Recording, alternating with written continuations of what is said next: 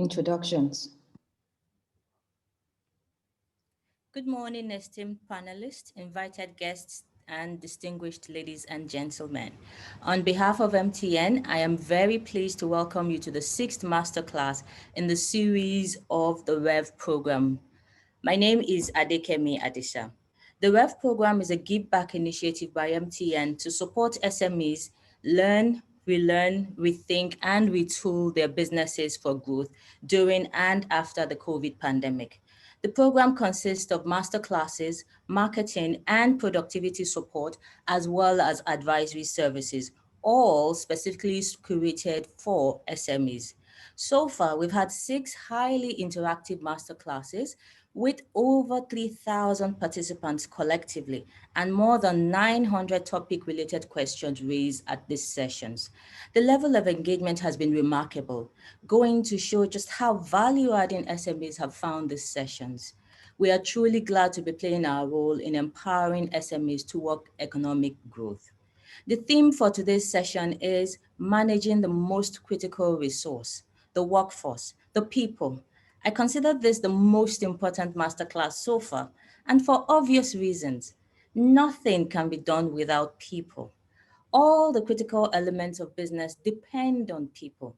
So since we know it's so important, what then can we do to get it right? James Collins, the author of the bestseller Good to Great, once said, "We need to get the right people on the bus and in the right seats before figuring out where to go." Also, in the words of Steve Jobs, the co-founder of Apple, it doesn't make sense to hire smart people and then tell them what to do. We hire smart people so they tell us what to do. So, what does it take to find and hire the right people? When do you find the right people? What do you do to retain them? How do you get people to buy into your vision? These are some of the questions on the lips of SMEs today, and that our esteemed panelists will be discussing. Before I hand over the session, please allow me to remind you that we have masterclasses every week, and all those who have registered will receive emails and SMS invitation to join all subsequent masterclasses. To register for the Revv program or to view previous sessions, please visit our website on www.mtnbusiness.com.ng/Revv program. Once again, thank you for joining us today, and we look forward to a very engaging session. Now, let me introduce our moderator for today, Odunwayo Sonya. Odunayo has 24 years of postgraduate experience in the education, financial services, and telecommunications sector, and currently serves as the acting executive secretary of the MTN Foundation. She's an alumna of the Lagos Business School and Institute of Management Development in Switzerland, with executive training from the Harvard Business School and the Cornell University. An international speaker, Odunayo has presented papers at the IRL Telecom Conference in Berlin and in Nice. She was the 2019 Global Leadership Program speaker at the Coventry University in the UK and is a John Maxwell certified coach, speaker, and trainer. Odunayo is an author, and her book, Alphabets of Leadership for Young Mind, is listed in the United States Library of Congress. She is passionate about leadership, youth development, and social interventions. She is married with 3 beautiful, lovely daughters. Odunayo, the floor is yours.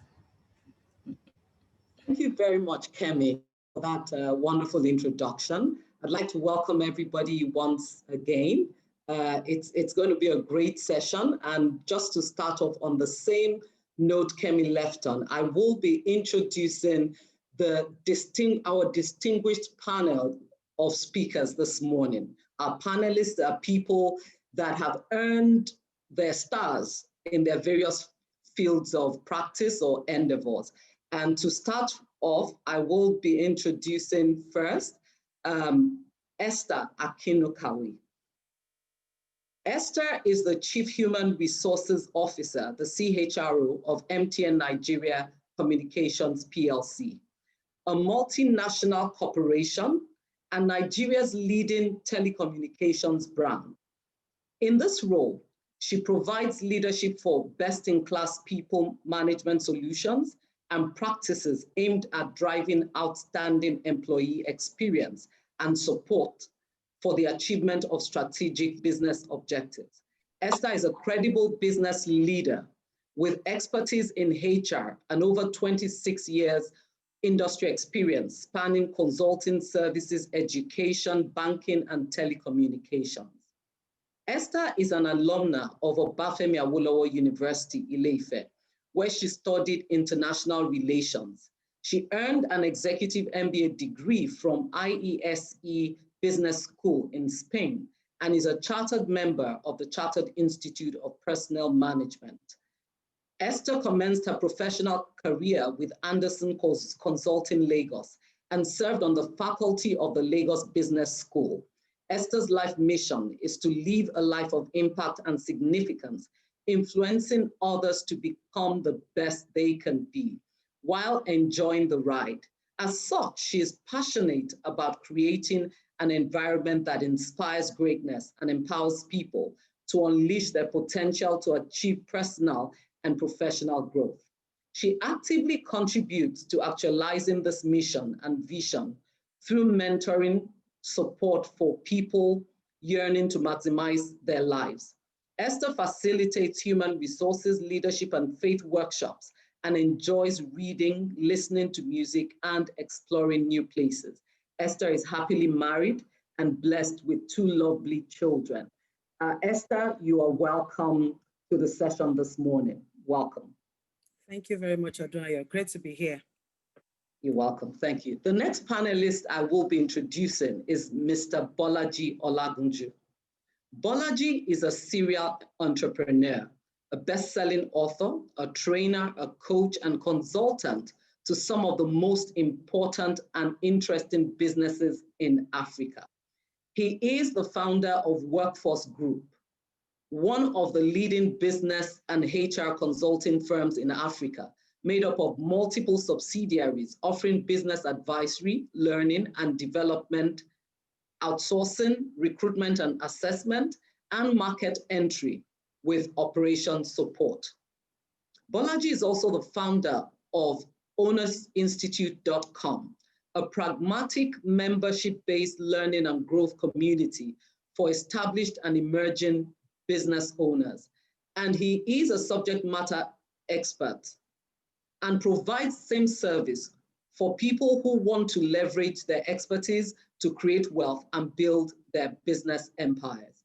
He is an alumnus of the London Business School, and he has attended several programs in leading universities all over the world, including Berkeley Haas School of Business, Columbia Business School, Michigan Ross Business School, Kellogg's Business School, and UNC Kenan Flagler Business School. Bolaji is the best-selling author of two of the most pragmatic and application-focused books for entrepreneurs and experts. Hiring Right is the first one, a matter of life and death for businesses, business owners, and executives. This book has been lauded as the most practical manual for hiring employees in Africa. And also the second book is You Must Become a Trainer, how to leverage your expertise, experience, and education in any field to do what you love, impact lives, create wealth, and own your future. And these books have had over 20,000 downloads in the first week of release. I must say that is a record. He is passionate about learning, teaching, and building businesses. Welcome, Bolaji. It's a pleasure to have you on the panel. Thank you so much. Thank you for the introduction. I'm excited to be here. Thank you. Great. Thank you. I feel the energy already. Next on the list is Adora Ikwemesi. Adora is a speaker, writer, and globally certified professional in the field of human resources management. She is the founder of Kendo Consulting, a human resources management consulting firm that develops HR professionals that stand out, make a positive difference, and enhance the lives of the people and organizations that they serve. She is also the author of the self-help book, Change Your Career. She works closely with business leaders, helping them align their purpose, their people efforts to their vision and strategic plans. Adora has a master's degree in Management Information Systems from Cranfield University, UK. She has a bachelor's degree in economics from the University of Reading, UK, and a diploma in psychology from Middlesex University, also in the UK. She's a certified project manager and an accredited global professional in human resources. Adora's notable initiatives include being the founder and host of the annual HR Bootcamp Conference, a platform she established to explore new paradigms for reinventing people management practices. The provision of the Nigerian Labour Act app, and the founder of the HR Nigeria, an online community dedicated to developing HR professionals and people managers. Adora continues to host and speak at events that focus on developing people to realize their full potential. Through numerous articles, training workshops, and conferences, she has helped thousands of people make progress in the achievement of their career goals.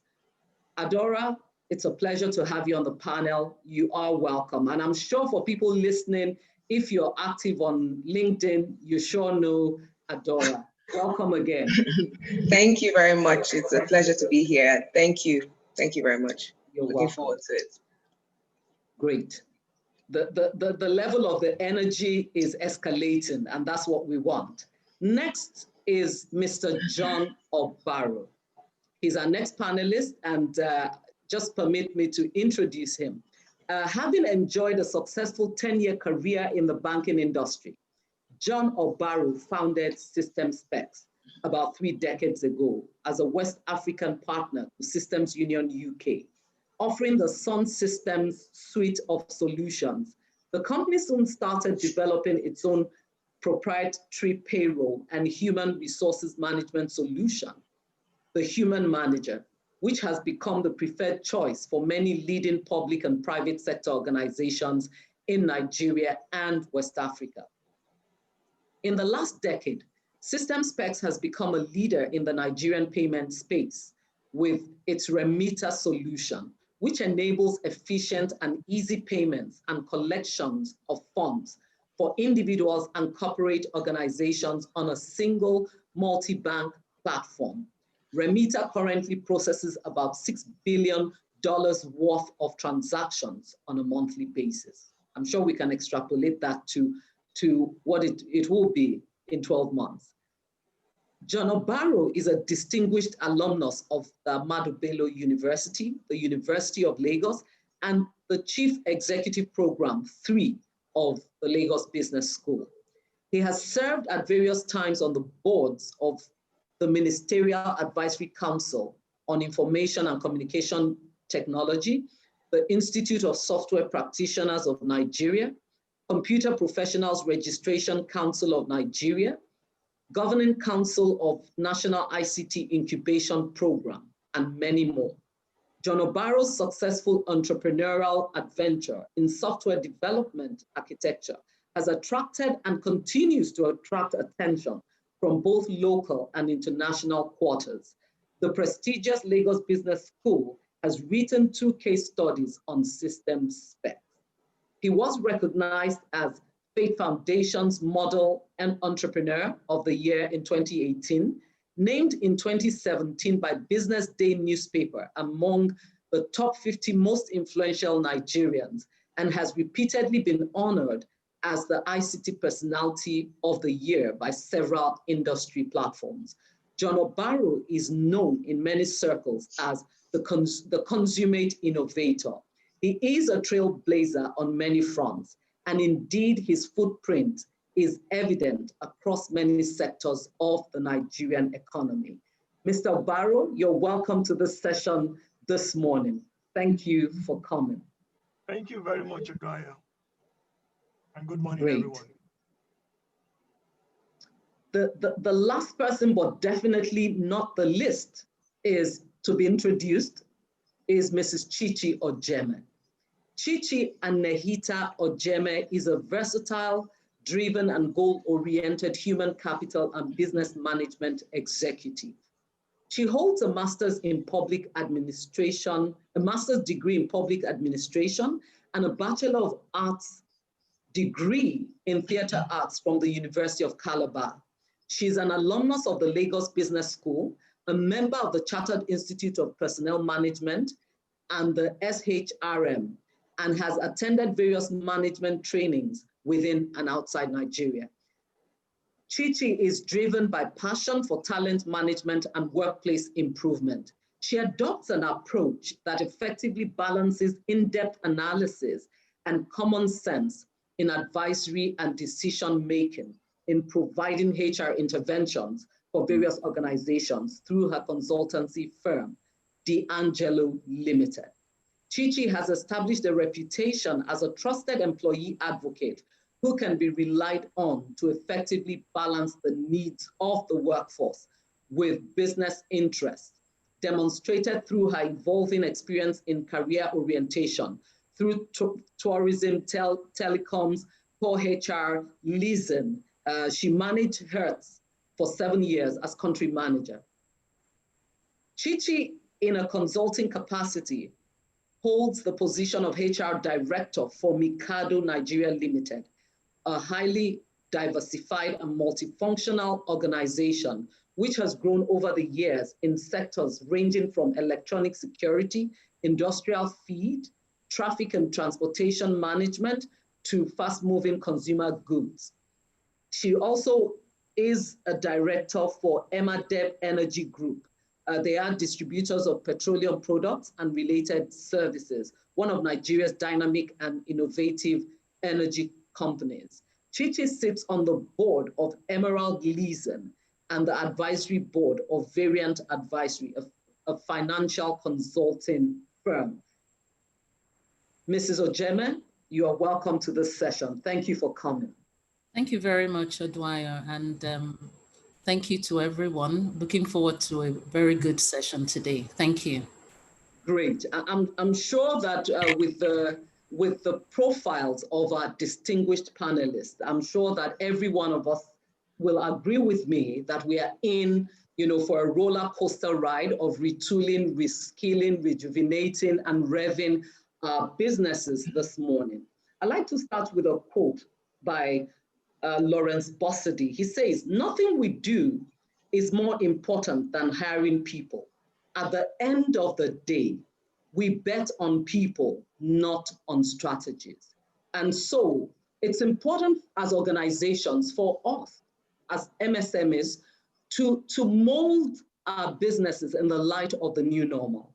I was in a discussion with someone a few months ago, and we both agreed that 3 components of the way we understand work and businesses have changed. And what are those components? The work itself has changed, the worker has changed, and the workplace, has also changed. There's a poll that is going on. Please go ahead and respond to the polls while I continue with the prelude to the session. And so I was saying that both of us agreed that the work, the worker, and the workplace has changed. And I dare say for every business person, this also applies. And this is why today we're talking about managing the most critical resource in our businesses, that is the workforce. Some of the things that we'll be discussing and we will get some insights into from our panel, from our panelists, are things like, how do we find trustworthy and competent staff at the right pay? I'm sure a number of MSMEs have this question. The second thing is having the right and efficient workforce structure and the place of technology in the workplace, because technology enables the workforce. That's also something we'll be discussing. Having a buy-in into the business owner's vision and mission by the staff. I like to define a leader as someone, that's my own patented definition of a leader, is someone who is able to cast a compelling vision and then enables people to make a mission out of it, which is what we should be doing as business leaders. So our esteemed panelists will enable us, give us insights into how we can cast this compelling vision and how we enable our community, that is members of our tribe, our staff, to make a mission out of it. We'll be talking about managing remote workforce. We've been talking about the future of work, the future of work. But the future was with us all along. And I think it took COVID-19 to steer us in that reality that the future had always been with us. We'll also be talking about enabling learning and capacity development. As someone said, you don't build a business, you build people who then build a business. And so that is the place of learning and adaptive learning and capability building in the place of nurturing the workforce. And of course, this will be done through our Q&A sessions. We will be throwing questions to our panelists to stimulate and just probe deeper into this broad topics that we have identified that would accelerate the journey of our MSMEs and enable them to contribute to economic growth. So on that note, and without much ado, we'll just delve straight into the session, and in no particular order. But we'll be starting with one person and of course ending with another person, but like I said, in no particular order. And I'd like to encourage our participants to enjoy the ride. I hope you have your notepads and your pens to write. It's important that we write because those things stick. We can always go back and make references, because what you're getting here today and what you have had over the past master classes is a business school, in the life environment. That's what MTN has brought to you. And so without much ado, let me start with John, Mr. Obaro. And the question is, you have built a remarkable business surviving 28 years. That's a long time. That's almost 3 decades. And in Nigeria. And this success could not have happened without your workforce. How did you get your staff to buy into your vision? That's the first question. And what are the critical traits business owners must develop to endear trust and buy into their visions? Mr. Obaro, over to you. Thank you very much for that jump question. Interestingly, when I started, I said I wanted to run a small business of not more than 10 people. When I left IMB, that was my dream, to have only 10 people. But of course, with time, today we're about 250, okay? Now, some of the people that I started with, incidentally, one of them who joined about 2 days after I started, we celebrated his birthday about 2 weeks ago. He's still with us, for this 28-year journey. And a number of other people who joined from the beginning are still there. One of my directors, the guy who is next to me, I think he's about 25 years now. Our chief technology officer is also over 20 years. Now, the basic thing for me from the beginning is that relationships matter. You hire right and relate well with your employees. You need to create a work atmosphere where people are free to make mistakes. I mean, I've made mistakes and then I stand up. Allow the subordinates to make that kind of mistake. So I've always placed emphasis on giving them the kind of freedom that they need to feel free and relaxed. So building that trust relationship is very, very important. And on a personal basis, getting close to know what matters to them, especially as small organizations. I mean, my understanding is that most of the SMEs attending this call are small organizations of less than 20 people. that gives you an opportunity to really get personal. As you grow bigger, it probably becomes more difficult. You need to become more structured. And of course, you know, that comes with different challenges. And I cannot underplay the role of technology too, especially as you're growing. You need to keep track of what each person is doing, performance appraisal, training needs, career plan. You know, those are areas where technology can then begin to help you. But for a small organization, maybe you don't need to go into all of that, apart from managing things like your payroll and such simple things electronically. And what else should I be saying? I had what we call MBA, management by wandering about. You know, just walking around the office to see what each person, you know, is doing, being able to connect with them. I think, if nothing, realizing the importance of each person, respecting individuals, carrying along even their families. You need to know the spouses, the children, especially for small organizations. It builds a bond, a family-like atmosphere. I mean, one of the things we had from the beginning in our vision statement is that we would always respect, you know, create a family atmosphere, you know, for our workforce. And that has really worked out fine for us. Let me just stop there, and then, except if you want to throw more. Thank you very much, John.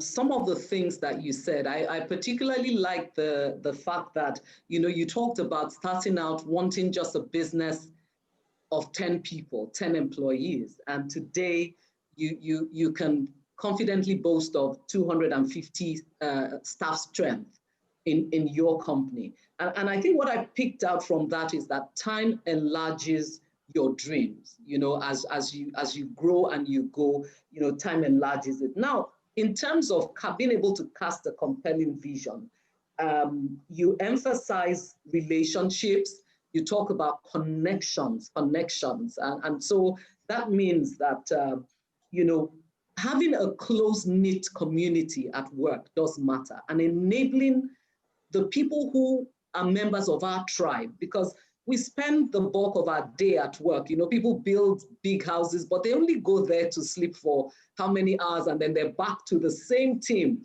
the next day. So I take out the fact that, you know, relationships matter.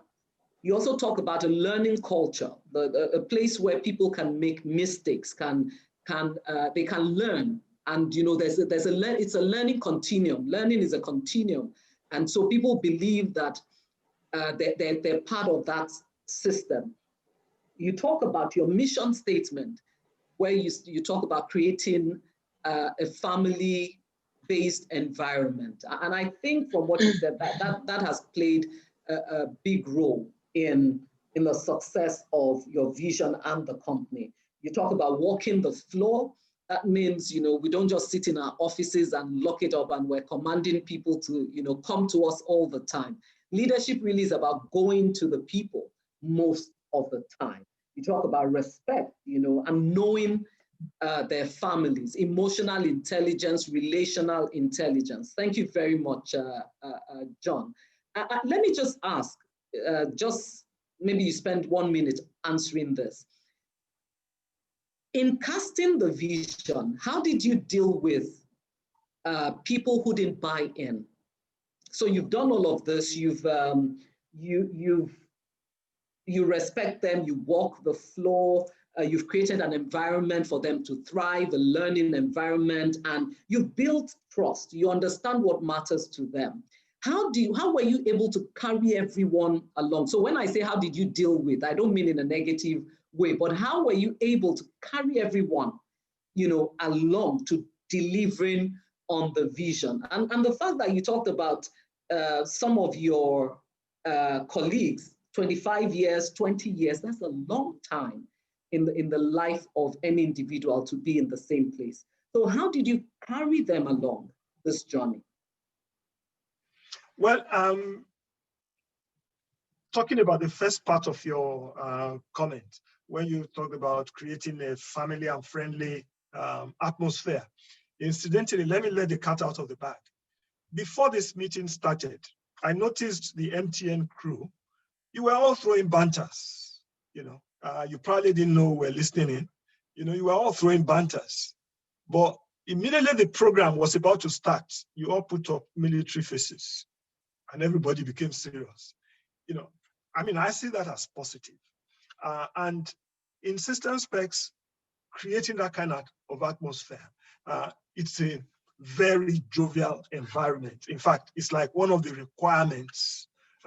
Some of the silent things we'll probably even look at during the recruitment process to say, how relaxed can you be? So yeah, you're serious, but you should know how to be able to calm down, so that's very important. Now, for the vision itself, there are some people who, you have the right attitude, okay, that's very important. Some don't have the competence, you can train them. Some are very good, competent, but you don't click. Part of what I say is that not everybody has to stay. We must recognize that fact. You can't keep everybody, okay? There are cases where you need to even encourage people to go and discover themselves, okay? They can go elsewhere to discover themselves, be more productive, and you create a bigger systemic balance. They're not necessarily within your organization, they're outside the organization. You remain friends, you maintain a cordial relationship, and you can still be of help to one another in diverse ways. So you don't need to keep everybody. So it is to recognize people that you can tune into the vision, who can buy into the vision of the organization, and don't shy away from letting people who cannot fit in to go. It's not a negative thing. Some, for instance, for whatever reason, may just feel they need to be outside this country. Okay. Some want to do something else. Let them go. Okay. While you keep searching for people who you believe can buy into your vision. Great. Thank you very much, John, for sharing that. You just reinforced the fact that people come into our lives or our businesses for three reasons. Some people come for a season, they come for a reason, and some people come for a lifetime. So what you've told us this morning is that we must be sensitive enough as business owners to understand these various aspects and know when to even encourage people to go discover themselves. Thank you very much. Thank you so very much for that. Next, the next question is directed, is for Adora. And while I'm asking Adora the question, I would like the result of the polls to come up so that we can just talk to polls. We can speak to the data we've gathered. So, okay, just before we take the question, the polls, the first question is, how many staff does your company have? About 83% of the MSMEs on the call have less than 10, and this tells me there's hope that one day there will become people like John who have 250 in a number of, over time. 13% have between 10 to 49 staff, and 4% have between 50 to 199. The second question, what are the major problems you currently face managing staff in your business? 39% of people said having the right workforce structure is a problem, but 39%. Now, 55% say getting trustworthy and competent staff is a big problem that they face, and we're going to speak to that in this session. 23% say staff turnover attrition is a problem for them. 17%, a mix of many other things. Now, the last question is, how do you manage your staff? 81% of respondents say, I am the owner and I manage recruitment, I manage payroll, I manage performance, I manage training and other processes. 12% say I outsource certain parts of staff management, and 9% have said I have an in-house HR and admin manager. I know this. Thank you very much to our distinguished audience for responding to the polls. It will help us, you know, as we to really speak to the questions that you have. Okay, so Adora, the question is, you currently address HR challenges in small businesses. What would you say are the critical issues most small businesses face? What are the practical ways in which you have addressed a number of these challenges? So the first thing, what are the critical issues most medium, small businesses face? And what are the practical ways that you have addressed a number of these challenges? Yeah, thank you. Thank you so much for that. In my experience, I mean, I was just looking at the polling results to see whether it tallies with the real life, experience that I have. And I would say that to a large extent, the polls are speaking the truth. You would hear that if you ask most small business owners, they will tell you that their biggest issue is staffing. Everyone will tell you that. But the thing about it is that I, as a business consultant, I realized that even with with bigger firms, the problem is still the same, in the sense that they will tell you that their biggest issue is also ensuring that they have the right people on the bus, just like Kemi mentioned at the very beginning.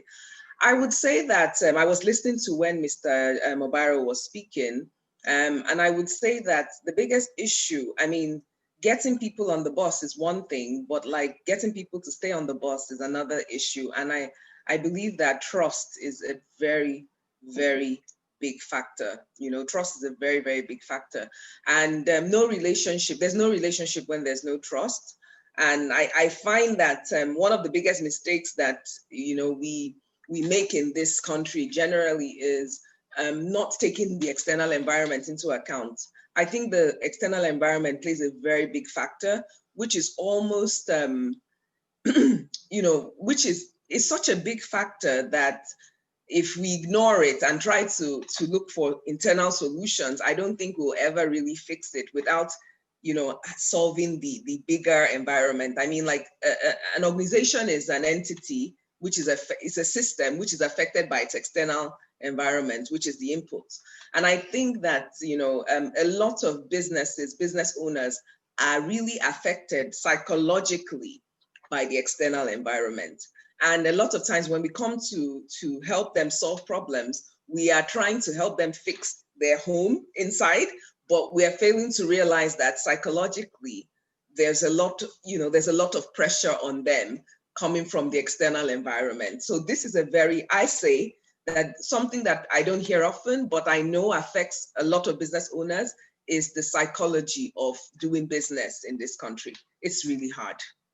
It's really hard. So I find that the mindset of the average small business like I speak to a lot of small business owners, and psychologically, they're not in a good place. So that is something I don't see addressed. Now, I could come here and we started talking about the usual, we can't get good people, we can't get this. But the mindset of the average struggling with financials, they're depressed, they have emotional issues, and all of this tells on things like relationships, trust, and that. So it's something that I don't see it addressed, but working with small businesses, I see it playing out. So that would be one thing I would say. I mean, I know it wasn't part of the list, but that is what I feel, when I work with small business owners, that's what I feel. That's the energy I get, that they're stressed out. So, yeah. Okay, thank you, Adora. We talked about staffing, you talked about retention, and the fact that, just like John had said, the fact that, trust and relationship management, those are very key if we are to retain staff. Now you talk about the external environment, and I understand. Someone said, you know, it is a full-time job trying to survive. Someone asked someone, so what are you doing now? And the guy got angry. He said, what do you mean what I'm doing? I'm fully employed, trying to stay alive in Nigeria. That's a full-time job, you know, for anyone. So I do understand the external environment. But what of the, you know, we often hear this phrase, control the controllables. You know, don't, because it's difficult. If I'm having to buy diesel and do all of that every day and my profits are thinning out, you know, do I give up because of that? How do I, you know, control the controllables within such that I am not in a state of despondency or, you know, or helplessness? Yeah, I mean, I totally agree with you, and which is what a lot of businesses, you know, try to do by, you know, putting structure in their business. But like I say, sometimes, you know, like, you know, you work with, I mean, I work with small businesses as a consultant. Sometimes they start projects, they don't finish because those demons start to haunt again. Like they start projects, they say, come in, a consultant, I'm coming, I want to finally structure my business. And then when they start feeling the pressure of finances, the external environment, they abandon the project. So I feel like one of the big, I know that, yes, you know, putting systems in place, putting structure in place, but I see that a big thing that small businesses needs is actually support. Mentorship coaching, executive coaching for the owner, you know, psychological, you know, like, you know, therapy. Like I see that there's, you know, a sound mind can deliver better. So, I mean, I know that a lot of us fail to admit it in these clients, but I've worked with too many, I'm a small business owner as well, and I've worked with too many small business owners to know that they're constantly under pressure, and the pressure is more because of this environment. And I know that a lot of them could help, you know, they could benefit from being coached or mentored by another business owner, such as Mr. Obaro. You know, a lot of them could, you know, would benefit from someone showing them the way. They need training, they need development. A lot of business owners are struggling with personal development. They don't want, you know, what happens in their firms are not things they want to do, but a lot of times they actually feel helpless because they're constantly reacting. So that is what, you know, I see, which is an underlying issue. So I would say that the biggest asset really for the firm is the visionary and, you know, the psychology of the visionary. If they got more support, I feel that their businesses will thrive more. I know, like, it's kind of like, it seems like it's not the expected response, but, you know, the truth is that I want to deal with reality because this is what I deal with. And this is the, you know, I've spoken to too many people and I see this playing out all the time. Thank you, Adora, for not leaving us without. You've talked about the role of coaching and coaches, the role of mentors and mentorship. So I believe mentorship is a lifeline. So to all the MSMEs listening, please, you know, get a lifeline, get a coach, get a business coach, get a mentor that can help you through. Thank you. As at now, we have about 581 participants on the call. Thank you very much for joining. The next question is for Chichi Ojeme.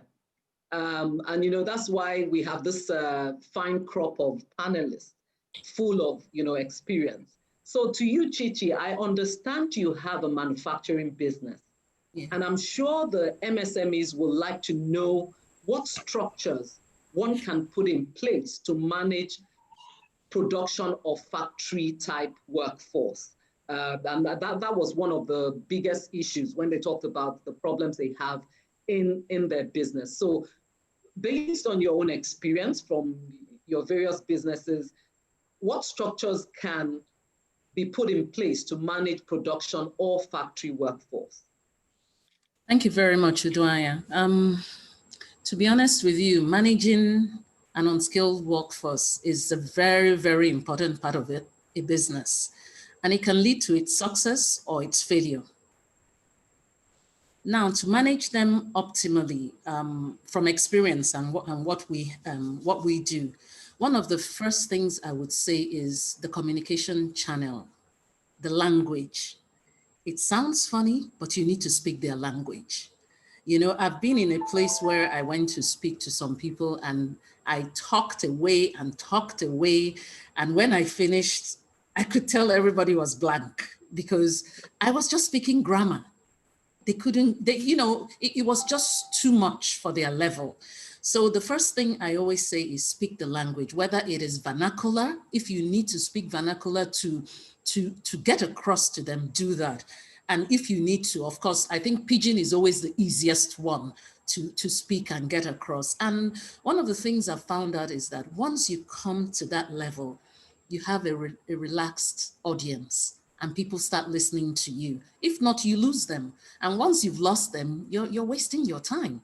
You know, so one of the things I say very often is let's constantly look at the communication channel. Another thing is a clock-in system. I know that sometimes people say clock-in, do you want to, you know, manage people in that way? But it helps to maintain discipline. At that level, you need discipline to be maintained. So a clock-in system is always important. And then a system that also promotes empathy. You cannot be separated from the struggles. I was listening to Adora and I was shaking my head. You cannot be separated from the struggles that these people go through.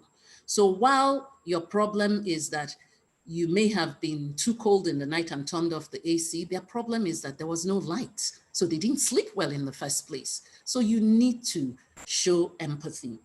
Now, monetary compensation, it's also, you know, people say, Nigerians, money, this. But the truth about it is that, you know, the little perks matter. A canteen service, you know, very little perks that make people feel a part of the bigger picture. Then regular meetings, I always ask for town hall meetings. Now, these town hall meetings can be very disruptive. If you've been in one of them, you will know that it can be very disruptive, but at the same time, very insightful. You know, because a lot of these people have what we call village wisdom. There's always so much to get out of listening to them. Kitting your staff off properly, it's very important as well. I've seen people very proud, you know, they come out, there's pride all over them because they are kitted properly. And I know that that helps to boost productivity as well, because once they are on the line, they feel, oh, we're well kitted, we're proud to be part of the system. That also works. And then recognition system, it's always important to recognize those who work hard. Let them be able to share part of the company's successes. That inclusion, it's very important. At that level also, putting a very structured disciplinary system is very imperative, because you do have people who, to be honest with you, what you're thinking is not what they are thinking. So you must have that disciplinary system in place. And then clear growth paths. If you take, for instance, in the oil and gas where I consult a bit, there are people who have started with being attendants and they've moved up to be supervisors, and they've moved up to be you know, team leads, they've moved up to be managers and eventually. So having a clear growth path for them is very important. Then training, of course, continuous training. People say, but you've trained them, they're still doing the same thing. You know what? Don't train them and then let's see what happens to your business. So that continuous training is very, very important. And then adequate work tools. You know, one of the things I've noticed and I've experienced is when you put a workman with a bad tool, he's just deflated. He can't work, so he can't showcase his expertise. So it's always important to ensure that they have their adequate work tools at all times. Very, very important. And then last but not the least is routine. You know, there's a stability that comes with routine. And at that level, it's so important to the emotional balance of an unskilled workforce. So, in a nutshell, that's the way I would say there's a lot more, of course, but, in a nutshell, I say these are things that are important for us to pay attention to in trying to put structures to manage the unskilled workforce within a business. Thank you. Wow, wow. Thank you, Chichi. It's amazing. If Adora were to write a book, she would write the psychology of doing business in Nigeria. If Mr. Barrow were to write a book, I'm sure that he will write about, lifelong relationships in the workplace. And then Chichi comes with a 12-point framework, for managing unskilled workforce. So maybe you want to think about writing out books in this. Thank you so much. Thank you. It's amazing. I resonate with, these points resonate with me, and I'm sure with many SMEs on the call. You talk about communicating with people in their language. And I dare say that, no matter who you are, be a professor, if you don't receive information in your language, the language that you understand, then communication has not taken place. I like the fact that you talked about a system that promotes empathy. They're not robots. They're people with feelings. They're people with emotions, and they should be managed, at such. I like the fact that you didn't shy away from the monetary compensation, and most important, the perks that can be given, to the staff. I could go on and on. I love the structured disciplinary system. Because that is one way of holding everyone within that ecosystem accountable, for what is committed into their hands. Thank you very much, Chichi. Thank you. We now have 608 people on the call. Thank you for joining the call. The next question is to Bolaji Oladunju. Mr. Oladunju, the question is, what are the top traits SMEs should look out for when looking for the right talent for their organizations? Okay, thank you so much. And thank you so much, MTN, for putting this together. Having 608 people attend, the program is really, really interesting. I only wish you started this when we started our business. Maybe we'll have gained so much. And thank you again to all the speakers. I've been learning so much, and I'm taking notes. Now, over the years, at some point in our business, we decided to step back and look at where have we gotten hiring right and where have we failed. And then we wanted to determine what the people that we hired that ended up being very successful in our business and creating value for us, what do they have in common compared to those that really struggled within our environment? So we identified about 7 or 8 behavioral traits that we felt was very critical. So I will share them one by one and give example. The first behavioral trait for us is what we call ownership. The employees that we hire that take ownership, that run the business like their own, creates so much value for our organization, and they always go on to even be very successful when they leave our business. Some come into our organization with what we call entitlement mentality. They expect everything to be done for them. I remember a case where we had somebody from a big organization, and then the person came and started complaining that things are not working here. And the question to the person was, why do you think we hired you? It's to come and help us solve problems, by the way, so ownership. When you look out for the ownership traits, in people, and you hire them based on that, it makes a lot of difference. So that's the first factor.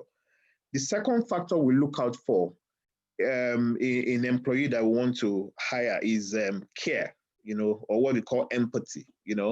Do you care enough? I'm sorry to say this, but a lot of Nigerians don't care. They're not professional. They don't go out of their way to do what they need to do.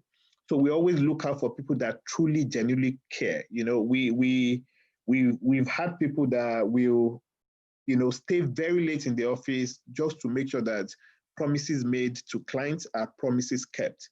And we've also had people that will switch off their phone the moment it's 5 and leave the client hanging. And then we begin to, how do we resolve that, you know? So, and one thing we learned about caring is, even though it's very important, it can never be taught. You know, people have to have it or they don't. You know, we tried trying to teach people how to care. It was a very, very difficult experience for us. So that's the second, you know, factor that we've seen that has created so much value. The third factor is work ethic. You know, when we've gotten it right, where we've hired people that are really committed, you know, that they are very determined in getting things done. It has made so much difference to us. You know, they come in the morning, you know, just sit down and get things done. They don't hang around, you know, gossiping, talking about Premiership, you know, that was played over the weekend or doing all sorts. One day I was coming to the office very early, so I took the back door, you know, so I entered through our canteen, and I saw 2 staff early in the morning around 8, and one was sitting down, another one standing. They were plaiting their hair in the morning, you know, and you want to, and it was so painful because like, this business is at war. We're a small business fighting for our survival. And then we have people that take things like that for granted. We've also had people that will just really, really do what they need to do. So we always watch out for work ethic. That's very, very important. In fact, as part of our assessment system, we make sure that we trouble people. We'll ask you to come like 5, 7 different times for different type of interview at different times. We'll ask you to come on weekend, because we're trying to check that when the rubber hit the road, will you be able to, do you have the kind of attitude that can help the business succeed? So that's key. The next one is very important. It's called self-drive. You know, we always want to hire people that are self-driven. Look, they don't need anybody on the outside to be motivating them, to be pleading them, employee engagement. I don't believe in employee engagement. If you tell me employee engagement, I also ask, what about employer engagement? Because it has to be a balance. Am I engaged as an employer as well? But when you're a performer, then I can go to any length, you know, to help to engage you, including drive you home if I have to, if you're delivering results. Okay. So self-drive is very, very important. You want people that are self-driven, that are motivated. In fact, Jim Collins said, once you've hired an employee that you have to motivate, you have made a wrong hire. The right people don't need to be motivated. They need to be led, not motivated. Okay, so they are self-driven. Their joy for what they do comes from within, not externally. So there's nothing you're bringing in external that can match up with their own orientation, their own belief in themselves and their decision to add value. So that's very, very, very, very important. The next factor, which is also very crucial for us, is learning agility. We found out that people that, maybe it's because of the business we do, but people that really, really succeed in our organization are those people that are committed to lifelong learning and personal growth and development. You know, they are like sponge. You know, they just want to soak everything up. They're always asking for information. They want to just give them more. They want to learn more. They want to grow from standpoint of competence. They want to always grow and develop. There are some that we've hired too, wrongly, that you'll be literally begging them to come for training on weekend. You know, we have over 600 people on this program now. It's because they are hungry for knowledge, because they know that the key to their future is from gaining insight from sessions like this, basically. So, and then there's a saying that we normally say in our organization: you can't give what you don't have. So if you yourself, you're not developing yourself, how do you help us? And then how do you help our clients, which is very, very important to us. So that's very key. And then the final one is ambition. We love it when our people are ambitious, because if you settle for less easily, if you like to stay in your comfort zone, you'll struggle in our environment, because we're always on the move. We know, look, there's something we tell people: companies outgrow people, and then people also outgrow companies. You know, so you have a situation where a company can be on a fast track where people that started with the company are not able to make progress with it. Some company make the mistake of trying to hold on to those people because they've been there from the beginning. It's a mistake. Also, people outgrow company, where your organization can get to a point where you can't keep your best people because you've not really been creative, innovative, and moving with time. So we are always very careful to make sure that the balance is right. We're progressive, and we need people that are ambitious, because it's those people that will insist that we need to take this risk. We need to pursue this opportunity. We need to raise our game, and then it's better for everybody. So those are some of the traits that we go out of our way to look out for, because over time we've seen that these are the traits that really, really, that are attributable to people that have helped us succeed as an organization. Great. Thank you. Great. Thank you very much, Bolaji, for those nuggets, from ownership. I believe that's what a lot of people call the spirit of the intrapreneur these days. Yes. Taking ownership to, care and empathy. And I like what you said, that you found that caring is important, but you found it can't be, taught. That's another discussion anyway. But I like the work ethics, very important, commitment, dedication, the fact that, people must be self-driven, and the learning agility, continuous learning, very foundational for good success, and the ambition. I like the way you brought the ambition part out, because a lot of people on this divide, believe that in our environment that it's dangerous when people are too ambitious. But from the perspective that you put it in, the company benefits, and also the individual benefits when they are ambitious. Thank you for that, and I'm sure that's another topic for a book. The 7 or 8 behavioral traits of highly successful people. Okay, so next I'm going home to my own Chief Human Resources Officer. That's how we are at MTN. We take care of our visitors first. So now we're back home. I believe I still have Esther on the line.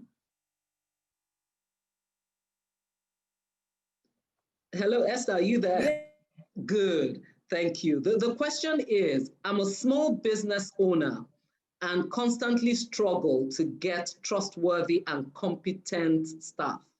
How can I address this? What are the critical things I must put in place to build trust? Okay, excellent. Thank you so much, Odunayo. It's been wonderful listening to all our panelists. I mean, I've been writing, Odunayo, not only you writing, my notes are full, with all the nuggets that they have shared. And Adora, I really love that psychology of doing business in Nigeria. So I'm a small business owner. How do I get competent staff? I think I will start from where Bolaji stopped. When he shared, the top traits of a good hire, I was thinking, this is really brilliant. It is excellent, because the very first point that I have on my list is get your hiring right.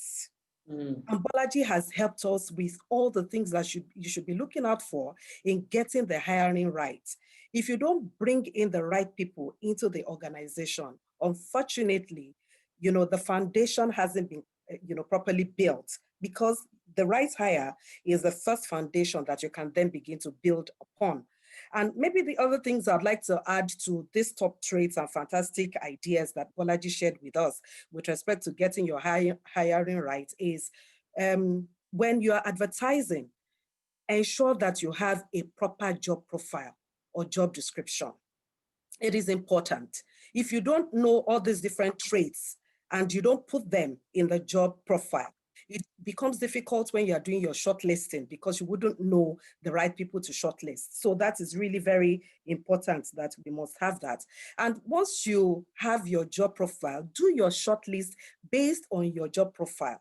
What I have discovered, from even engaging with people who work with SMEs, is that there's a whole lot of man, no man, Imamadu, it's family members. And unfortunately, family members may not necessarily possess the skills and competencies that you need in your business. So be very careful about that. And of course, after you've done your shortlist based on that, make sure that your assessments are also based on that. So it's not just the technical competence, of what you want the person to come and do. Bolaji has told us, look at the behavioral competencies as well. That's all the stuff that he has shared with us. That's number one for me. Number two is when you bring in these people, it's important for you to know them, know your employees. And you can do that through background checks. But I know that is a bit difficult, in this part of the world for you to conduct background checks before hiring the people, because maybe they're still working with some, with their organizations, and you don't want a problem, in that respect. But immediately you bring them into the business, conduct that background check during the probation period. So that gives you an idea. There's a whole lot that you can get from the background checks about, the person. If you get favorable responses, that is also adding to your beautiful foundation that you're building. If it is a negative feedback, then that is a red flag. And it is important for you to very quickly, make amends by not, confirming the individuals after the probation period. The third one, this I've started from, the outside in, but now let's go inside. Internally, the individuals are in, they are talented. How do you ensure that you create the right environment, a conducive environment that would help to, build the trust that we're talking about? And Chichi mentioned quite a number of things. Mr. Barrow mentioned quite a number of things that you can do to build trust. I will add to what they have said. Eventually, she also talked about pay. So pay is number one. There is this, theory, Hesberg's theory, the two-factor, theory that talks about hygiene factors and motivators. Motivators are what Jibola was talking about, the intrinsic motivation. It's in you. If you don't possess it, unfortunately, nobody can teach it. But the hygiene factors are those factors like pay, that if they are not available, unfortunately, would make you to be dissatisfied.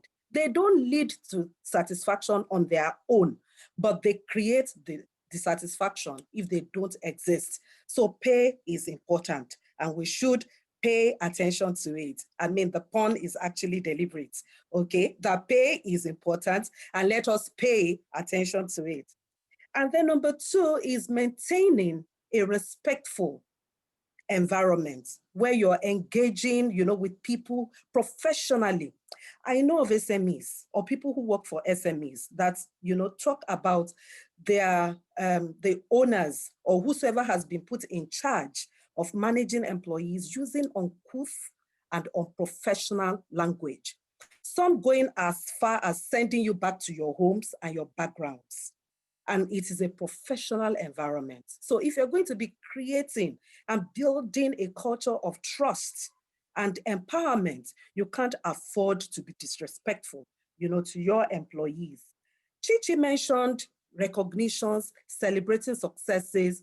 The way we're wired in this part of the world, and I always tell my team, okay, at MTN, is that we're wired as human beings, not even just in this part of the world, but as human beings to focus on exceptions.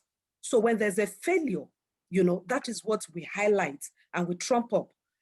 I tell, and I also have to constantly remind myself that I must be deliberate in catching people doing the right things.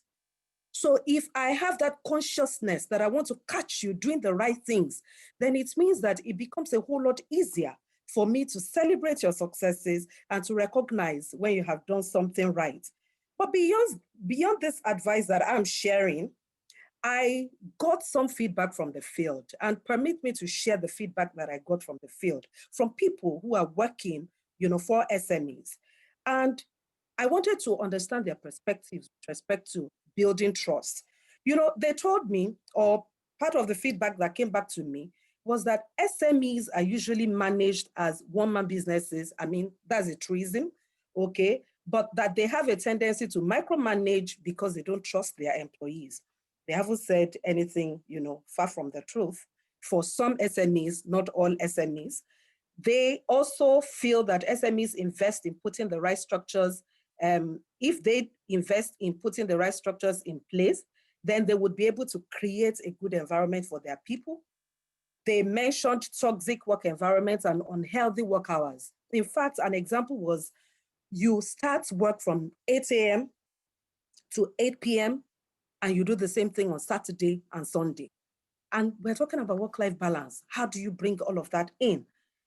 They also feel that pay doesn't match the value added, and that SMEs are usually concerned with breaking even, and they do not invest in getting good consultancy in place. So what are their suggestions for managing this? I have only 3. They said, show your people that they matter and that they are not just a number. That is very critical, and that you can do this by building a culture of transparency and trust. They particularly mentioned leadership with a touch of humanity. Then they said transparency and consistent communication. Chichi mentioned that, and Mr. Obaro mentioned that as well, management by wandering around. And they also said that it is important for you to communicate the challenges. They said, look, remember that when we came to work for you, we knew that you were a small business, okay? And so we weren't really expecting anything like the multinationals would give to us. Don't conceal the truth from us. Communicate, be transparent with us. Once you do this, you'd find that we'll be able to buy into your vision and help you to start building from ground up. And what else can I say? This is really the information from the field. I feel that if all our SMEs that are listening to us today and those who would be watching this subsequently take some of these nuggets to heart, in addition to all that our panelists have shared with us, then we'll be able to get the right people into the company and also build a culture that encourages trust within the organization. Thank you. Thank you very much, Esther. And there goes our 5th book, Using Data to, the title of the book will be Using Data to Build Trust Within the SME Environment. Thank you so much for going the extra mile and getting the data. I specifically, of course, I've been writing and my notes are full. I like what you say about getting hiring right. We need to demystify hiring. There's a process to it, and I like the way you've broken it down. Do we have a job profile? Are we clear on what we want this person to come and do and the role they're coming into the organization, into our businesses to occupy? How do we shortlist and assess them?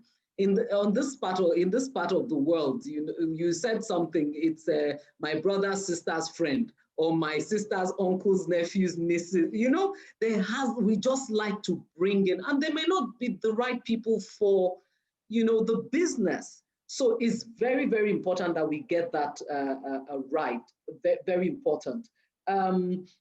You've also talked about KYE, not only KYC. So KYE, know your employees, and KYC will go together. Because when you know your employees, then productivity will be higher, and then you can further know the customer, and the customer is buying from you much more than they used to, creating a conducive environment. I like what you said about the hygiene factors under Herzberg theory.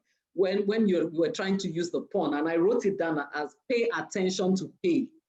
Pay attention to the pay, is very, very important.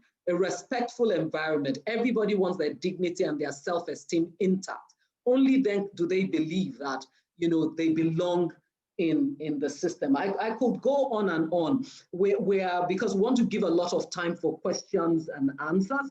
So I will just run through the next round of questions.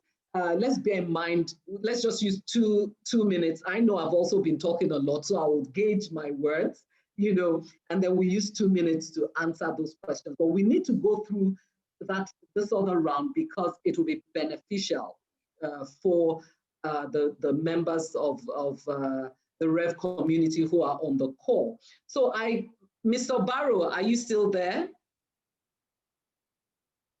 Yes, please. Good, thank you. So the next question is for you. And the question is, how do you keep employees productive, motivated, engaged, and connected to the company's goals and targets?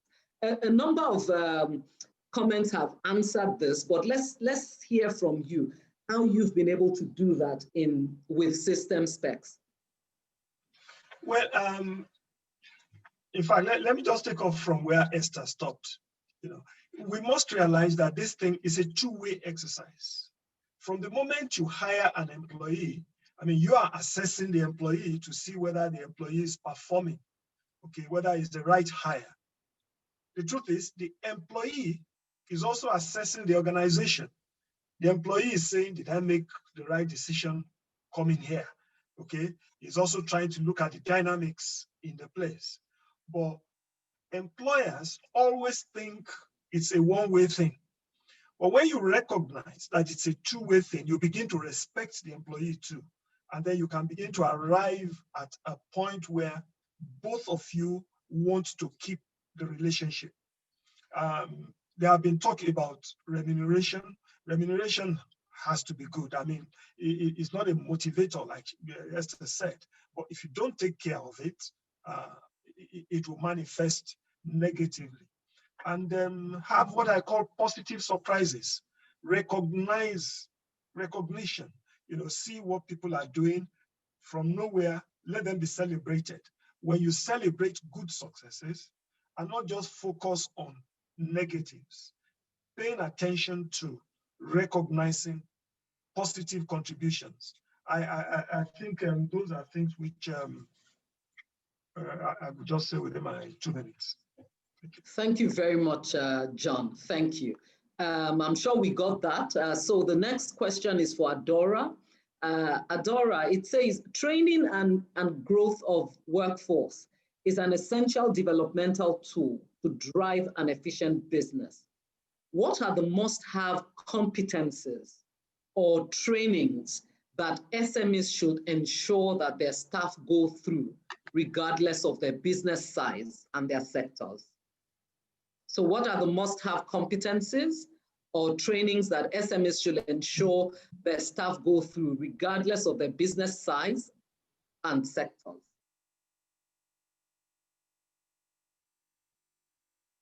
Hello, Adora, are you there?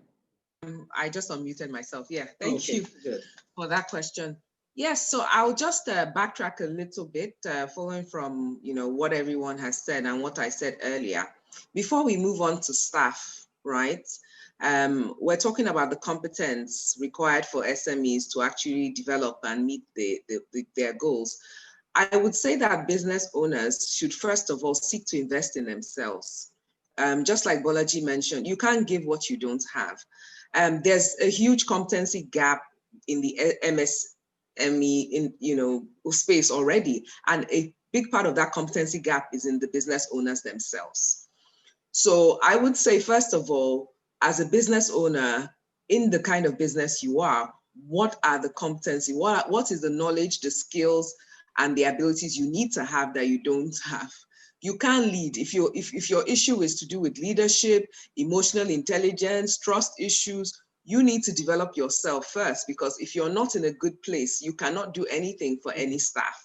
And so back to what I said about coaching, I think some of the initiatives that we get, to help MSMEs, I mean, this is a brilliant platform, for example, but I know that a lot of MSMEs need coaching and mentoring support. That is even a lot need it, and they don't even know they need it. So I would say that a big part is keep a learning and development budget, but make sure there's a big chunk for you, the business owner, because you need to develop yourself mentally, emotionally, your leadership capabilities, psychologically, you need to develop yourself. Now, having done that, like I said, when you're okay, then we think about the people you're leading, okay? And when it comes to people you're leading, always realize that your business objectives are very crucial to determining what training programs or what developmental needs your firm or your staff have. It doesn't matter, I mean, if your firm wants to distinguish itself by offering the best service, then everybody in your firm needs customer service training. It doesn't matter whether they're an accountant, it doesn't matter whether they're in HR, it doesn't matter whether they're a security guard. So always link your learning and development, your training needs based on your business objectives. Develop yourself in what you need to achieve your goals. So whatever you know is holding you back from achieving your goals, make sure that, from a strategic point of view, you build competence to align with your business objectives. So, I wouldn't say like there's one training everyone must have, because the truth is that we're all going in different directions. But yeah, one thing I would say is there's one training every leader should have, and that is developing your self-awareness, developing your leadership capabilities. And one of the best ways to do that is to get a mentor and a coach to help you, develop in a way. It's like a lifeline, just like you mentioned, Odunayo. It's a lifeline. So I said I would say the biggest development is the one you make in yourself. That would be my response to that. Thank you, Adora. Adora has told us that the greatest investment is the one you invest in yourself. So I'll move on to other questions for our other esteemed panelists. But Adora, it seems people really want a bit more around the psychology of doing business. So we'll come to that during the Q and A. Okay. The next question is for Chichi. And Chichi, I believe you're still with us. Yes, I am. Yeah, all our panelists are fired up on MTN High Netflix. That's why we're no glitches. We're just, running the show well. Okay, it says, how do small business owners start to evolve their businesses and management structure in terms of role delegation and efficient succession planning? So 2 things, role delegation and efficient succession planning. Thank you, Odunayo. Let me start by giving a little insight. Traditionally, small business owners were characterized by owner-manager structure, where everyone simply reported to the owner and where the owner was basically involved in everything. Now, this is evolving, business ownership and structure is expanding, sometimes based on growing market share. Like John said, he started off with thinking I would only be 10, but today he has 250 people. So sometimes you find that it's expanding based on growing market share, and in some cases, expansion by regulatory requirements. Because take, for instance, if you have like a factory, there are certain requirements from NAFDAC and the rest of them. So somehow that helps you to expand a little bit. But personally, I believe that a successful business transformation begins with right leadership and leadership skills. Now, if you've noticed, I've made leadership and leadership skills 2 separate items, because you can actually be a leader without the right leadership skills. So I've tried to separate those. You can't be a leader and not possess the right leadership skills. But in tailoring it to, the business at hand today, the first thing I say is go back to your business plan and ensure that you have even planned for growth. Sometimes you start off planning for growth. Sometimes growth comes to you and you need to expand your plan to accommodate that. Then lead by example. Very, very important. So your people see what you stand for and they live it out with you. You can't stand for one thing and be showing another thing. Then you have a workforce that will definitely go in a different direction. So lead by example. That's always very important. Start by being very deliberate and conscious of the need to have successors. I think that as businesses evolve, people get a bit afraid and don't want to give up, so to speak, power, if I should use that. So be deliberate in your mind and be conscious of the need to have successors across all the business. So be willing to delegate. That's very important. Now you identify successors. There are through various means. So whether it's role delegation, whether it's through capacity building, whether it's through development, identify successors. I would also say design an effective communication system. You know, I keep talking about communication. You know, it's a two-way. You have to get feedback.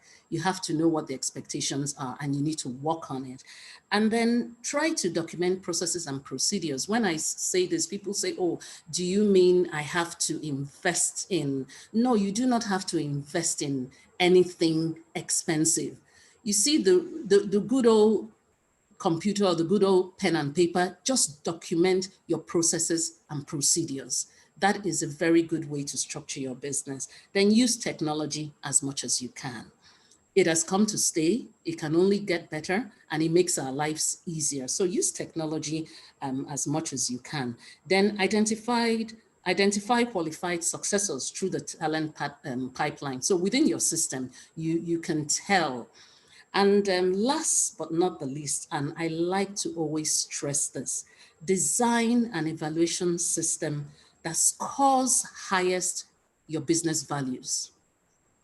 That is the way to begin to identify the right people to place in the right places. So what are your business values? What are the things you stand for?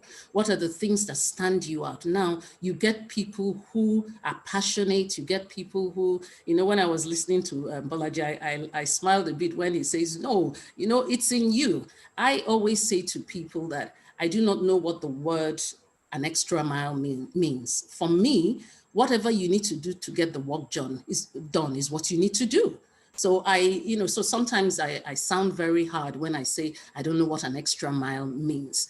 You know, just get the work done. So these are just some of the few points I think you can look at to evolve your business and to structure properly. Thank you, Dwyer. Thank you very much, Chichi. Wonderful nuggets. I'm sure that our audience, they're all pumped up and the energy is escalating for good. Okay, Bolaji, you're next on the line. The question is, are there advantages that SMEs have over big corporations in the areas of workforce attraction and retention? If yes, what are they and how can SMEs make the most of these advantages? That's a powerful question. Okay, thank you very much for that. Thank you. Okay, so one of the biggest tragedy of small and medium scale businesses is their tendency to abandon the advantages of being small. Let me repeat that again, the advantages of being small. And by far, that's the biggest advantage they have going for them. And they abandon it in favor of copying practices of bigger, more established organizations. Maybe because most books are written about bigger and more established organizations. Most people that are competent out there, when they are talking from the context, from the perspective of big, large organizations. And the reality of small businesses are so different. It's shocking. So it's sad to see. Unfortunately, and this is one of the reasons why MSMEs struggle with their business growth. Big organizations have tons of resources and seemingly bottomless pit of money, that they throw at people. They can hire the best, the brightest, they pay signing bonus, for goodness sake. They use stock option. They say they pay bullion van salary or terrorist, terrorist salary, basically, and they provide outrageous perks. Small businesses do not have this, But if you notice, if you ask any top CEO in the world that what do they desire the most? They desire to have the agility and flexibility of small businesses. That's what they desire the most, meaning they see the advantages that small businesses have and they crave for it. Meanwhile, we small businesses abandon it. Let me use a story to tie this up. One day, we wanted to hire an head of operations for the business. And then we placed adverts, and then a profile stood out. If you see the length of the CV, in fact, the first thing I told my head of HR is like, this candidate is not our size. Just don't bother, And she said, look, let's talk to her. Maybe there's something she saw and whatever. So I said, okay, fine, let's have a chat. So we started the interview, and the first question is, why did you apply for this job? I mean, you're obviously, a candidate for a really massive organization. And she outlined why she applied for a job with us. And I can never forget the experience because she just actually highlighted the advantages we have as SME.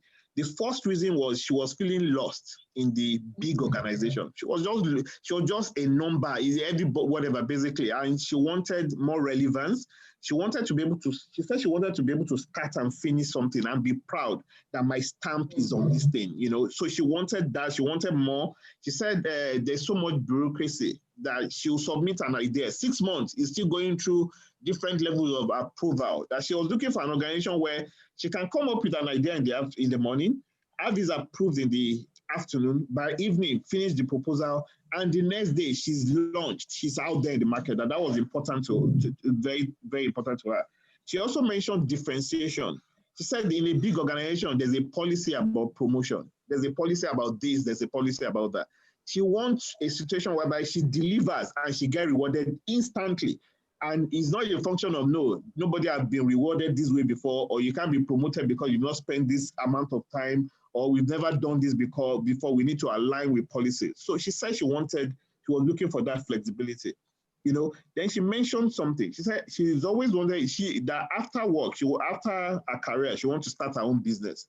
And so she's looking for an environment that is entrepreneurial environment where she can learn the best way to run her own business. And that was it for me, basically, that she wanted a learning environment where she can expand, where she can grow. And then she said she wanted somewhere where she can she can do several things, okay? In the morning, she's the head of admin. In the afternoon, she's the accountant, so that she can broaden her capacity, her experience, and all that. And then she added that our office is in Ireland, and she lives around Bagada, where our office was located. And she never sees her kids, you know, she's high, whatever, that she said she spent half of her life on Top Milan Bridge. So she's looking for somewhere that is closer to home. So I said, okay, interesting. So if we give you all this, how much are you going to pay us? Because clearly, you know, you should be paying us for getting all these advantages. So the thing that small have going for it is simplicity, flexibility, ability to take decision, act on it now, growth opportunity, and then intimacy of relationship. Because they are few, you can deepen relationship with them. For my best staff, and I repeat, for my best staff, I know their birthday, their kids' birthday, their wife's birthday, their wedding anniversary, I attend their events, whatever, because we're small and we can manage it. And that is priceless, priceless. You know, thank you very much. Wow, thank you so much, for that. Thank you. That was really interesting. So we'll move to Esther now, and then we'll begin to take questions from the participants. Esther, I believe you're still with us.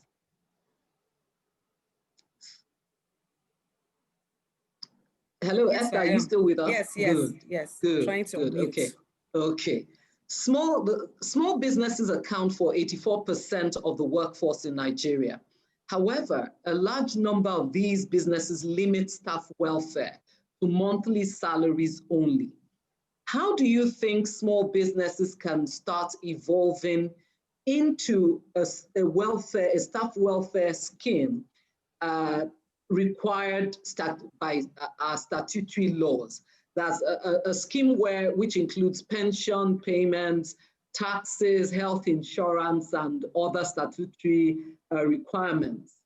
How can SMEs evolve into participating in this statutory welfare scheme?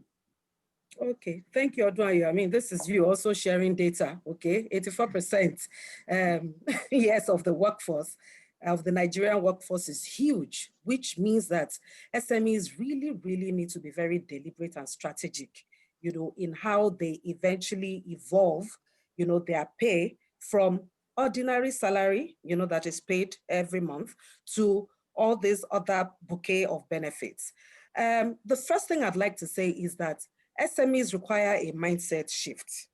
Okay, you have to cast a vision. What John said about casting a vision for your business.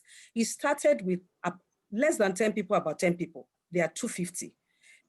From the poll results, we saw that about 83% of the people on this call with us have less than or more than just about 10 people that are working for them. Where do you want to take this business to? Do you want to evolve from being a micro business to a small business, then to a medium scale business? Do the research. you will find that a lot of the medium scale and large organizations that you have today started as micro businesses with only 2 or 3 employees. So you have to have a vision. When you have this vision of where you want to take the business to, understand that you can't ever take that business there without your people. And part of it is pay, and it is not monthly salary. It is also you being compliant, with the rules. Before we even start to talk about total rewards and all that, which we won't have time to delve into, in this particular session, there are statutory benefits that SME owners must be aware of that you have to make available to your people. And when it says statutory, it means that they are mandated by government. They are legally required, regardless of the number of employees that you have. In fact, the only one that says that you should have a minimum of 3 employees before you can institute it is pension. Every other thing, whether it is NHF, whether it is Employee Compensations Act, whether it is, health insurance, whether it is, a group life insurance, the deductions you make from your payee tax, they are mandatory and must be paid. So how do you do this? Understand the basis of contributions or calculation. So for the NHF, for instance, it is 2.5% of monthly basic salary. And when you do the monthly, payout, your monthly salary, make sure that you make that deduction from the employee salary. Tax is also, there are different bands depending on the salary. It starts from about 7% to about 24%, for a salary of about 3.2 million or so per annum. That probably would be for the business owner. You should also make that deduction from the salary. Then when you talk about Employee Compensation Act, it is 1% of the monthly gross salary, but some organizations, depending on their might, can pay it annually, but it is done monthly. Group life insurance is also a requirement. And this is really talking about insurance coverage for 12 months, and it is based on the annual total emolument of each employee. It is important that we put all this in place. The pension that I talked about for the employee's contribution is 8%, but for the employer's contribution, it is 10% of basic housing and transport. But for the employee's contribution, it is 8% of the gross salary. So you can see that all these are mandated legally. And when you make those deductions, it's important that you do the remittances. In order not to forget, keep a register of these monthly remittances. Understand when you're supposed to do so. Some is on the 10th day of the month. Another one is before the next payout. And so just have a register of all that. That's number one. Number two, avoid the temptation of taking some of these deductions and putting in a fixed, a deposit account, to quickly do some turnover before remitting it. Because if you forget and run, foul of the requirements, that breach has penalties attached to it. Then health insurance, and when NHIS, is trying to make some adjustments. And right now, the way it's couched, it appears as though it is not mandatory for you to provide health insurance for your people. But if you're operating in Lagos, regardless of your size, even if it is only 1 employee that you have on your, payroll, you are mandated by the Lagos State law to have a health insurance scheme in place for your employees. And so these are the legal ones. But the other one, the other benefits, are in the space of the total reward. Based on affordability, you can eventually grow into them. But this legally required, please, it is important that we make it a duty to find out some more about it and then become compliant. Thank you so much, Esther, for shedding light on that. These are statutory requirements, and as SMEs, we should be seen to be compliant. Any business, any organization, and even the individuals should be compliant. And so I'd like to thank our esteemed panelists. It's been a wonderful session, very illuminating and enlightening session. Thank you very much. And I look forward to the books coming anyway, so we can market the books. Okay, so we go straight to the Q&A session. And I will just read, I have a few questions already curated. So I will just read some of those questions. So let me start with John. This is a question, and I'm sure every other person will be able to relate to the question. I believe Mr. Barrow is still with us. The question says, hello, Mr. Barrow. Very much with you. Good, thank you. Okay, the question says, how would you retain the hardworking staff, a hardworking staff, if demanding for higher pay, when the resources at the company's disposal will not enable the company accede to that request? But yet the staff is very hardworking and it seems is a very important staff. How it seems some of our SMEs are having this issue. What can they do? How do they retain the staff? I'll put it this way. I mean, no hard and fast rule. You deal with each case as it comes. A very good, hardworking staff wants to leave. The first thing is you need to confirm, has that staff actually bought into the vision of the business? Okay. If he has bought into the vision, then it's probably easier to deal with. Maybe there are genuine issues he's dealing with, and you can speak to that. I mean, we've had situations where some staff have come, they want to go, you're able to persuade them to stay. Sometimes they go, and then they come back. In fact, there's one guy who holds a record. He's gone twice, and he's back the third time. Okay. Now, there are people you can't keep. Okay, maybe for instance, the bigger problem for us is Canada. I mean, we all know that. Okay, they come and then, like I think it was Madora who said, there are some external factors you can't deal with. This guy tells you about his security concerns, the future of education for their kids. And if they want to go, then you probably can't stop them. And what we started doing, incidentally, just before COVID, was that, look, for our industry, Canada is a real threat, okay? Then Germany and other countries started coming into it. That, look, we probably must come to terms that some of these staff will go. Let us come up with an arrangement for them to be able to work remotely, okay? And incidentally, I was at a program in Dubai, and we're just looking at the best way to optimize and plan and come up with strategy. Then COVID taught all of us instant strategy. And now all of us are learning to work from home. So we are going through a process where we need to allow people to be able to work differently. Before now, we probably assume we all must work from the same building. Now that we know it's possible to work remotely, you probably may not lose all your staff, like that. But at the same time, if it's a staff, you don't want to keep, good riddance. Incidentally, I mean, I just must throw this in. I remember, in our early days, it was when Bolaji was talking about when he met some people plaiting hair in the morning. Again, you might say you want to allow some room for flexibility to people to have a relaxed atmosphere. They're plaiting their hair, okay? But I got into the office one day. I saw somebody playing solitaire. This is their computer card game. I mean, here was I struggling to look for salary to pay at the end of the month. And one of my key staff is playing solitaire. I'm probably a lot gentler now.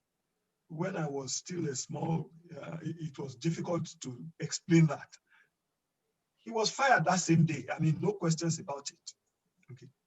And incidentally, he ended up, going through a number of other organizations and ended up in government. We're friends, okay? Today we are friends. He cannot hold it against me, okay? But I'm just saying you deal with each case as it comes. Thank you. Great. Thank you, John. Thank you so much. The next question, I think I'm thinking, should I? The next question, let me tag Bolaji.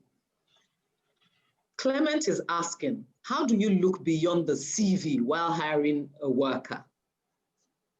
Maybe you want to give us 3 ways, 3 points about how do you look beyond the CV when hiring a worker? I know Esther had shared about background checks and she had mentioned a few other things. So maybe you want to add to that. Okay, thank you very much. I'll say de-emphasize CV. It's not about looking beyond. Leave CV aside. People pay people to do CVs for them. There was something that happened about 2 months ago where somebody came for an interview, and it was somebody else that prepared the presentation that she made at the interview. The person left some information there, and we've seen that presentation before. So people game the system. So leave the CV. You need to look beyond the CV and look at the individual, and ask deep questions. We go as far back now as to look at how was your WAEC result, because we've seen a strong correlation between the quality of your WAEC result and your work ethic in the place of work. University degree is even an issue based on what we're saying, okay? And then also be careful. When it's too good to be true, it's not good and it's not true. I've seen too many people package CV and they speak or whatever, and then they come onto the job, they can't do it. So we do what we call now as compulsorily, you do a day in life with us. Whether it's Saturday, whether it's Sunday, whether it is during the week, you come and spend the whole day working out of our business, okay? We'll have schedule, what you do in the morning, what you do in the afternoon, whatever. We'll have group session, we'll relate, we'll have somebody go to lunch with you. We'll discuss because it's important that we get hiring right. So we go out of our way, we'll take the time. And look, in business, hiring, speed kills. Everybody know that. Do not hire in a hurry. You can fire in a hurry, but never, no matter the pressure your business is in, do not hire in a hurry. Take your time, check and check.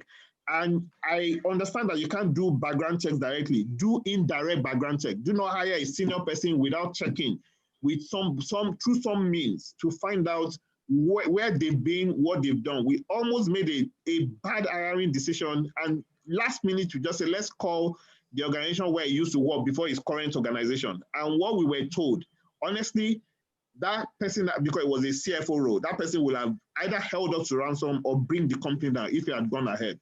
So CV is whatever. You need to look at the person and find out all the information you can, outside of whatever. CV is self-reported information. You need to find information that is not self-reported, is reported by other third parties. Thank you. Thank you very much, Bolaji. Bolaji has, I noted it down, never hire in a hurry, even though you can fire in a hurry. Thank you for that. I have a question, and I think Chichi will be best suited to answer this question. It says, what will you do, or how do you go about it when a staff you trust so much and you relied on so much copies all the templates and the database of your esteemed customers? While you were out of the office, you traveled, and this staff copied all the database of your customers, and the staff left to start their own going concern just next to your own. What will you do?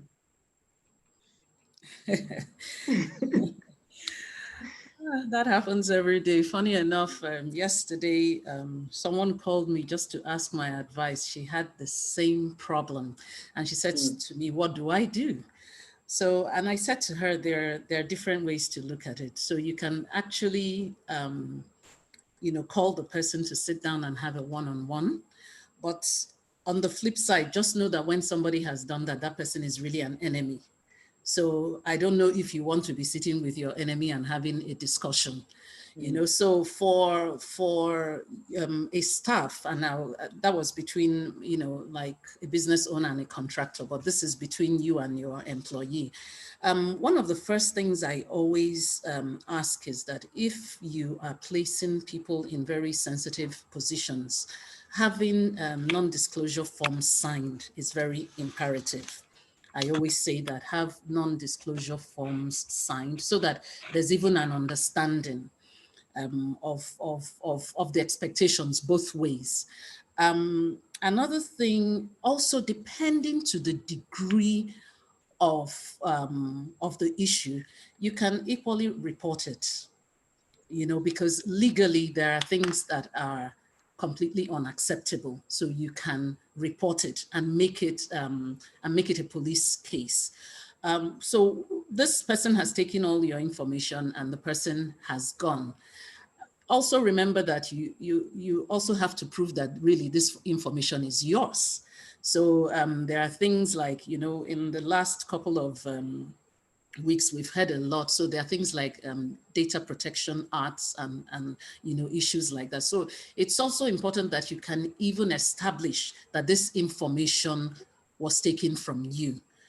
And if you're able to establish that, so you can go the legal way, because certain information are really very sensitive and shouldn't be out there. Because what it is that litigations can come back to you based on exposure of that information. So you can take it legally. I've known, off the record, I've known people be very brutal with people who have misbehaved in that manner, and being physical with them and the rest of them. But I think that professionally it's important to be very, let's be on the good side of law and take it up legally with such a person. That's what I would say. Thank you very much, Chichi. Thank you. The next question, I believe. Sorry, can I just add a comment? Yes, that? please. Yes. Another way to do it is to also take it as a challenge on yourself. Probably don't waste too much time with such small minds, and challenge yourself to raise your own level of service so that the difference will be clear. Along the journey, this happened to us. A staff came, the next thing has resigned, moved to another software house, and then you go for an exhibition a few months later. And we just saw just about the product we have under a different name. And my staff came back, were very livid. It was a fair at Muzon. I went, I saw it, I just smiled and came back and then decided to up our game. Of course, in no time, they fizzled out of the market. So in short, take it as a challenge to up your own game. Thank you very much, John. That is the innovation imperative. Nothing trumps innovation. Great. There's another question, and Adora, I believe you're still with us. Yes, I am. Okay, Precious says, I run a fashion, design, and textile business. And she says, my staff usually increase the prices of my products and services in my absence. And this drives customers away. How does she treat this issue? Oh, this is terrible. I think we have to go back to basics in what we said about hiring the right people. To me, that's clearly an ethics issue, and anything. I have to go back to what Esther said about background checks. There's something I've noticed with small business owners. Even when they have opportunities to do background checks, they don't. And I'm speaking with respect to, as a small business owner myself, I've had, some of my staff, go to other businesses. And sometimes they go to people I know, and I'm shocked that, it's such an opportunity to just give me a call and ask me how this person was, and they don't. So I see that we live small businesses take a lot of things for granted. I'm not really sure why they do that, but if you do that, I think, small businesses, stop it. Pay more attention to background checks, because such information, these kind of people, you can easily find out how they were with their last employer. Ethics is something you can't negotiate on. You can't teach someone. This is one of the things Bolaji said, you can't teach someone ethics. There's a certain degree, of things you can teach people, but people who well. In other words, still, I'm not really sure the workplace is somewhere you will start, changing their value systems and things like that. So I think we, small businesses, she needs to do more with her hiring, because if anything we do after, I would say she would have to obviously let go of such staff, but we can't keep doing that. So the best way to tackle it is from the source, which is from the hiring. We need to make sure we do as much as possible to stop running away from background checks, referrals, references, and do them. They don't cost us anything. A phone call to someone who knows somebody, even if it's not, will help us. So I would say to her, please, you need to take your time. As Bolaji mentioned, hire slow, fire fast. So take your time in hiring. Don't hire in a hurry, because we all have personal experiences. Even I myself, whenever now, I in hiring, whether I would like it or not, and I'll ask Bolaji this question, I think there's a bit of hunch. And now, honestly, I would say that gut feeling also is a big part of hiring. Because when all the chips are down and you looked at, and prayers and grace, because when you look at all the competency requirements, ownership, and all that fancy stuff, at the end of the day, sometimes your gut just tells you, this person is just, something just doesn't add up. Mr. Barr, I'm not sure your experience, but I get that. So I'm like, we need to pay more attention to what our gut is telling us as well. Not to say that sometimes our biases are wrong because of our bad experiences, but I think we need to listen for those nuances, listen for those cues, and pay more attention. For me, hiring now is, if I advise any SME on anything, and this advice is to myself, make sure that anyone coming, you're hiring, is really on the same mission as you.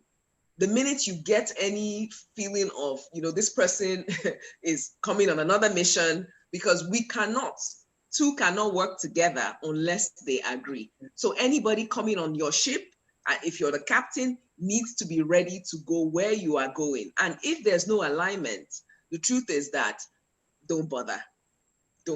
That's my own contribution. Thank you so very much. Could I quickly could I add one thing to that? Yes, please, Esther. To build on it. Okay, so I've been to, and it depends on what we're talking about. It could be a physical shop. I've been to several shops where the owner is not available at that particular time, but they have the price list displayed, in the shop. Okay. Yes. And so that way, even if the shop girl or the employee wanted to inflate the prices, it's clearly stated. That's one. Yeah. Number two is, when receipts are issued, you must insist that, the full names and the phone numbers of the customers are, collected, so that you as the owner can place a call afterwards, even if it is to say, oh, thank you. And it may not be for every, amount. It may be from a particular amount graduated. And so that way, the business owner gets to know the customers directly. And once such a relationship has been built, if there is a problem, it's much easier for the customer to put a call through to the owner to say, this was what I encountered, go deal with it. Or for the business owner to check periodically, almost like an audit, of how that has panned out. Great. Thank you very much. Something very quickly. Let me just add something a little quickly. When Adora was speaking about why small business owners shy away from background checks and stuff, because I also do a bit of work, I sometimes understand. So small businesses are dealing with a lot of expenses that sometimes are overwhelming. And the general idea is that background checks are expensive. So once you talk about background checks, it's like, oh, I've not even paid this. I've not even done this. I can't plow money into that. But I always advise that there are very little checks you can do. So even start from residence. Have someone within your circle identify where they live. Find out references. So you have people fill out reference forms. Send someone you know, if you need to do a letter of introduction to give authority to the person, send someone to those references. Send someone and always try to, if you can, hire based on recommendations, because that way you have someone or you know, to go back to, you know. So it's very important when we have sessions like this to drum into small businesses that don't just think it is so expensive, so you shut it down. Because once you do, you've created an avenue to kill your business even before you start. So you even find people who, you know, come into the business with the good intentions, but along the way they get derailed. So you must have those very important checks. Have somebody go and check out where they live. Have someone check out where their references live and offices. You know, do a letter of introduction to give you authority to do that. So they can do those. And, you know, basically what it will cost you is your transport fare to go, you know, there. You don't have to engage any organization to, you know, to do the background check. So it's important they understand this. Thank you. Thank you. Yeah.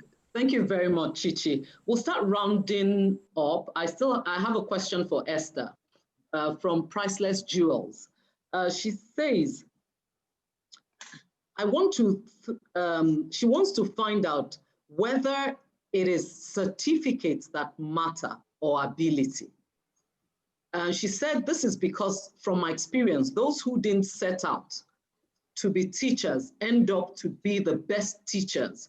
And those who graduated from the colleges of education did so because they had no other alternatives, since they had deficiencies in their O-level results, or for some reasons were not able to secure admissions into the university. They actually don't like to teach. So her question is really, what should we be emphasizing? And what should government be emphasizing? Educational certificates or passion and ability? I mean, that's a very interesting question. And there are quite a number of organizations, international organizations, that have started blazing a trail in this regard by de-emphasizing certificates and, you know, all those educational certificates, and emphasizing purpose, emphasizing talent, ability, you know, your own personal vision, that ownership mentality. The reason we use certificates in this part of the world, I mean, let's be real, is because we do not have as many opportunities for the number of people that, you know, are potentially in the workforce. So there has to be a filter, and that filter then ends up being the certificate. But honestly, if through your hiring, you know, system, you can find ways of identifying the passion for the job, identifying the talent for the job, you honestly do not need the certificates. But yes, there are certain roles that require certification. For instance, you know, technology. If you don't go through the process of certification, you know, there are certain nuances and technical knowledge that you need to acquire. But if the particular role that you're interested in, let's take, you know, for an example, a customer service, you know, somebody who whose job is customer service, engaging with customers, the education that they need is not necessarily a certification in customer service relationship. It is a training in customer service relationship combined with their passion and their attitude. Similarly for human resource management, similarly for some of those other areas that we're interested in. So my response would be, if you can get both, fantastic. But where you have to pick one, please go for ability over and above certificate. Great. Thank you very much for that, Esther. Thank you. I have a question for Chichi, and the question caught my attention. I'm trying to get there. Yes. The question is, I am considering putting CCTV cameras on the production floor of my small-scale factory to check against thefts, sleeping on duty, and other undesirable practices. What will you advise? I would say that is one of the first things you should do. So we have a big warehouse and we have a factory, and we do have CCTVs there. Not even all just to catch anybody sleeping or doing anything. But in a factory, you also want to be sure that the manufacturing process goes the way it should, that there are no manipulations, because you are feeding the public and you do have a responsibility towards the public. So I would say, yes, please. There are bundles that are very affordable for smaller businesses. Take that and please put it CCTV. It's important. Okay. Thank you so very much. I think we've pretty much covered most of the questions. I'm just doing a double check so that we don't lose out anyone. I think we've done that. I want to say thank you to the distinguished panelists. You guys are just wonderful. I've learned a lot. My books are full. You know, you never stop learning. It's amazing.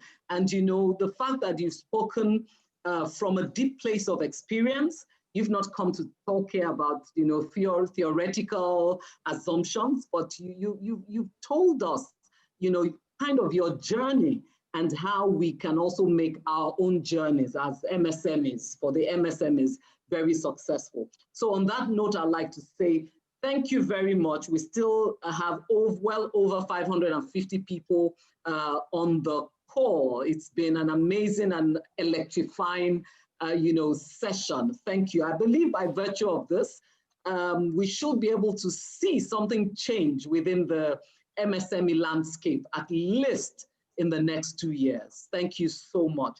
So on that note, I will just be sharing some housekeeping rules for going forward for the next sessions. And I'd like to say that, you know, the Revv program is also proudly sponsored, part sponsored by the MTN Foundation. You know, we've committed capacity building for the Yellow 200 that come out, and they will be going through a 4-week virtual training offered by our ecosystem partners. That's Google, Cisco, Oracle, and they would run through how to use technology to scale business. Of course, not the massive technology, but how do you use technology to scale your business? How do you use the Google suite to advertise, to keep records in your business? So you want to, it's getting hotter.